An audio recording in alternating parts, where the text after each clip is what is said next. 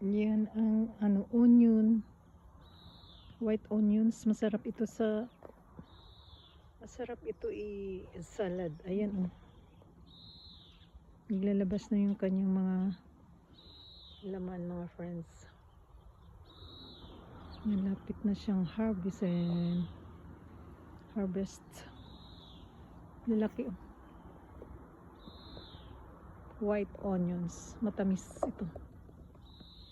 Yan din ang potato. Napakataba-taba. Very healthy sila.